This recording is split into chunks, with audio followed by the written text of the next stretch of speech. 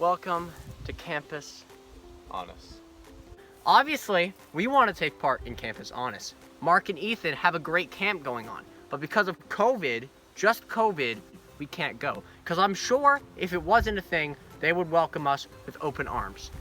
As would anything. Especially anyone running a camp.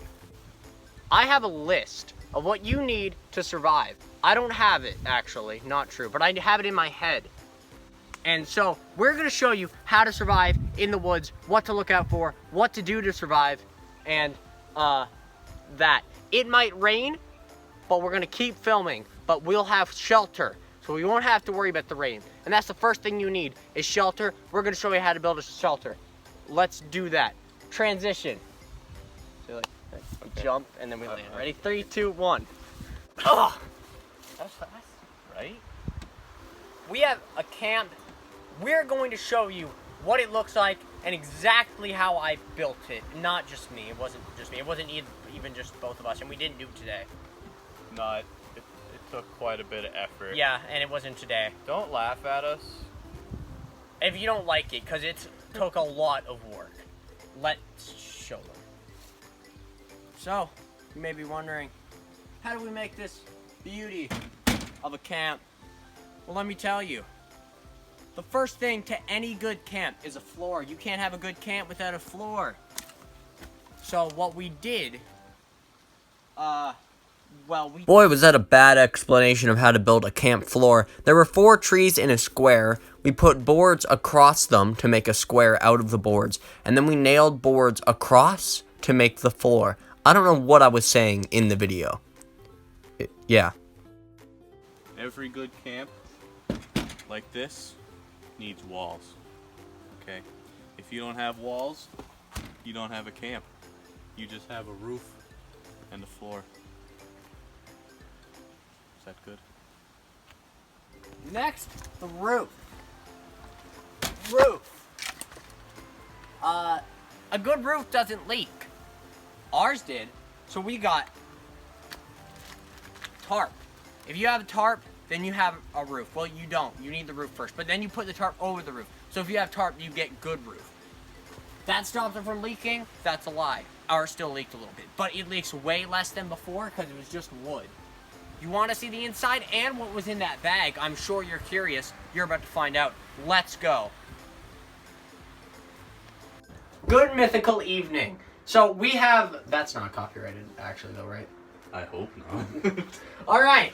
Any good survivalist or camper knows that you need plenty of supplies to survive. Plenty of supplies. Yeah. I know the lighting's bad. We apologize. Please. Genuinely. Please do not. Yeah. We're very sorry. We really do know.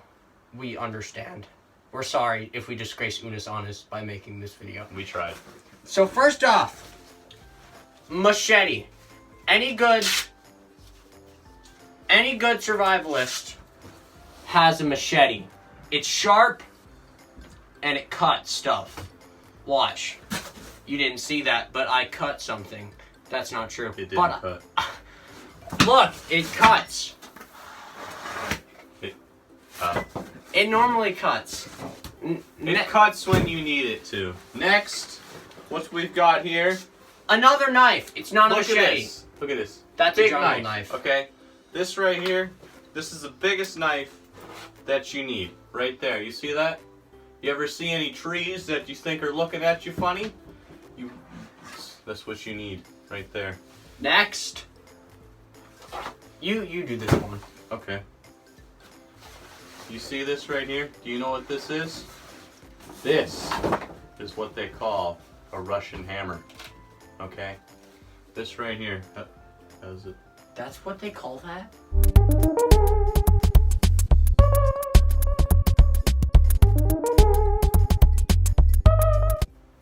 No, that's just a joke. It's actually called an axe, I guess. A camp axe is what that axe is. I didn't know if you meant like a small axe thing, because there's like a hammer on the back. Do you see this? This thing will get you through anything.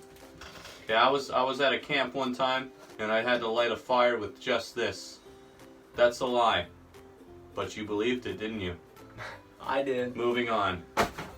This next one, I'm gonna need to go outside for. This one is insane.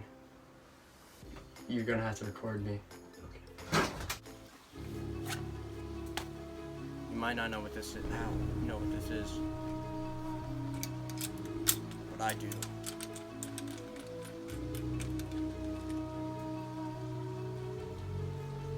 This is a utility shovel. The best thing you can have ever if you're camping. There's nothing that can compete against a utility shovel. What does it do, you might ask? It's just a shovel. That isn't true at all. It's more than a shovel. You see? Well, this is just a shovel part, but it does shovel really good. Show them this. Look at that shoveling power. I'm not gonna shovel anything out because, you know, the ground doesn't probably want to be shoveled. But it does do that. What is this, you may say? That's a saw blade. Yes, I repeat, a saw blade. Now, it's not super sharp, but I can sharpen that. And I can cut down any tree with my utility shovel. But there's one more insane feature. I don't think there's any more, but I've only had this for a while, so I don't know. But there's one more insane feature here in the woods. Edit in thunder. It's crashing thunder. And then, see, a sea bear. Coming for it. He's coming for it. Look at the sea bear. Back to me. Back to me. The sea bear's coming. And you use that. I don't know what this does, but the sea bear. I'm gonna edit in the sea bear. There's no sea bear. But there is now. The sea bear is completely destroyed. That's gonna look so bad not edited, but trust me, I know how to edit. And it's gonna look good. And he knows how to edit too, and we're gonna edit it. So now you know why I had to go outside for this. Because this shovel is...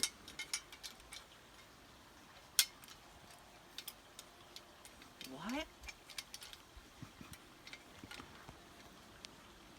This shovel is the most powerful thing. It won't tighten. It's the most powerful thing on the planet besides Captain Planet. Next. Now, when you're in the wilderness, you need to survive and light fires. You see this right here? I have built the most insane fire that anyone on the planet has ever seen.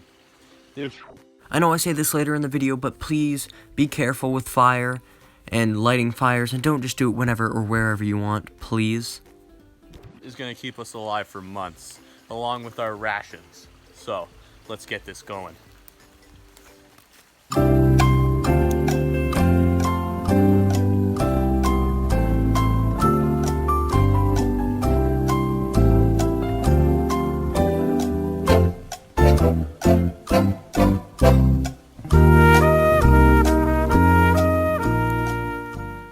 Alright, so you may be wondering, well, you got the nice fire lit, but how are we gonna cook our food?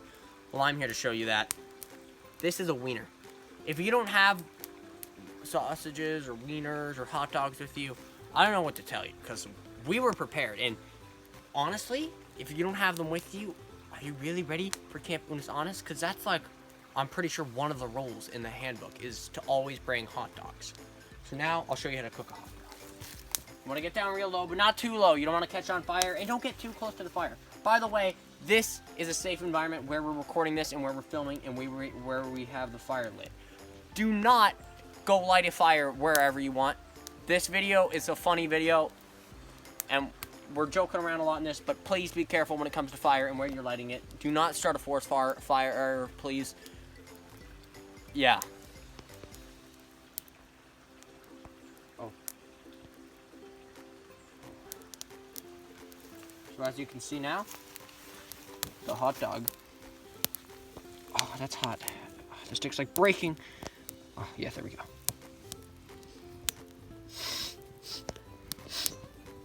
And so you just cook, and we'll be right back. Our hot dog is completely done. Now you might be wondering, well, is it good? Well, let me show you. So I hope there's not wood in there. Well, that's a chance we're gonna have to take. When you're in the wilderness, you can't worry about wood in your dogs. All right. That's about the same size. You ready? 3, cheers. Cheers. That's a good dog. That is a good dog. Premium wiener right there. Wow, I'm having a good snack. This right here, This is my new favorite thing. This is my favorite thing. Next to jazz. Yeah, I mean jazz, pretty. You can't beat jazz. On to the next thing, water. So this is what water looks like. We're next to it, so when you're searching, look for normally a flowing... When you build a campsite, just look for water. Yeah, look for flowing substance, normally pretty clear. You know, fish swim in it. Yeah, water. The last and final thing you need to know about being in the woods is how to treat a wound. I have a wound. I know I didn't hurt myself to film this part. No, it's not makeup. I scratched it, and it really hurts. So you need to know how to bandage it. My friend here, my buddy, you always have a buddy when you're camping, is gonna bandage my wound. We have bandages. Well, yeah, they're basically bandages. So you're gonna bandage the wound. So here's the wound, and this is how you bandage it. This here is why you always have a buddy. If you get injured, your buddy can wrap your wound and take care of you, you know? Okay. Really gotta seal the deal. You gotta make sure you have some of this. We didn't explain this. Electrical tape. But this is essential to your survival. Tape is basically Can you unhold that for me? No, this just yeah. Basically, you have tape. You can get through anything. You can make anything out of tape. You can't make food or water out of it, but you can make a fort. You could use it to help burn. It burns in your fire, which you shouldn't use your tape on your fire, but it does burn in your fire if you really needed to. Make a full tent out of it. You could make even a plate out of it. You can make handles out of it. It's perfect. Now look what he did here. You see, perfect job. And I am good as new. If you have stuff to put in your wound, like disinfectants and like alcohol, do that probably is a good idea. Like any like rubbing. You need like rubbing alcohol. You probably should just pour it. I feel like any alcohol, if you're in a survival situation, would work though, wouldn't it? Maybe, but like not like beer, I don't think, but like rum or like liquor, I feel like would work. Some kind of liquor would probably work pretty But well. yeah, as you can see, it worked perfectly, and my wound is bandaged. You guys hear that? Shh, be quiet. We didn't mention how to survive a sea bear attack because no one knows how. There's no way to survive a sea bear attack. Is there? Yes. If you're ever camping, make sure that you always